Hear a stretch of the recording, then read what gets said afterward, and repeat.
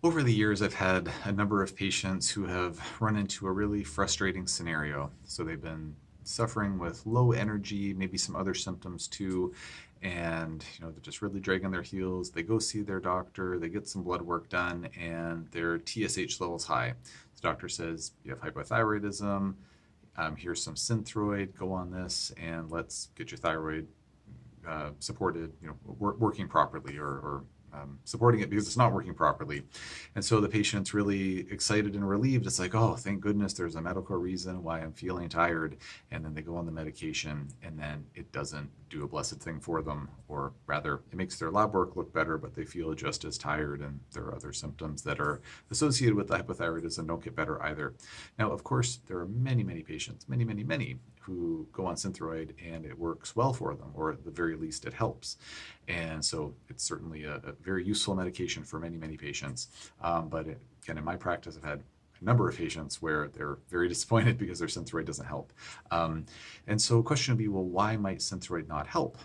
Especially where it regulates the labs. There's one thing that Synthroid is consistently very, very good at, almost never misses the mark on getting the TSH level normalized.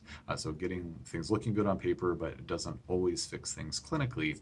So why would it be that a patient with hypothyroidism gets their numbers normalized, but they're not feeling more energy? Well, it all comes down to the mitochondria. The mitochondria make all of the energy for the cells.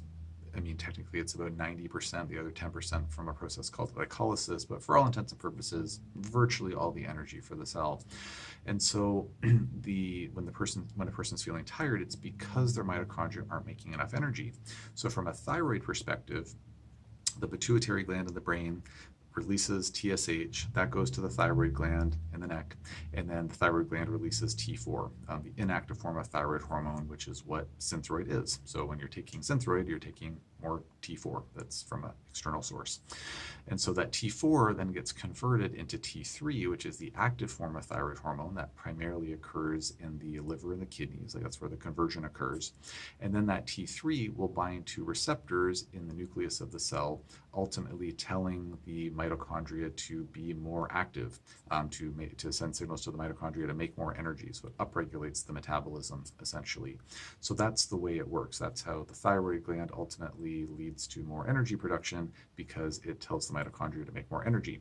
So if you were thinking somehow the thyroid hormone itself magically synthesizes energy out of thin air, it does not. It's all about the mitochondria making energy. That's what makes the energy for our cells. So recognizing those steps along the way, we can think, well, what are the things that could go wrong? So we know, okay, there's too much TSH being produced by the pituitary because the thyroid's not producing enough T4, this inactive form of thyroid hormone. So what's the solution? Take Synthroid. Now I've got more T4 in my body. Well, that T4 might not be getting converted into T3 adequately enough. So that's one possible problem. So I'm taking Synthroid, I'm not feeling any better.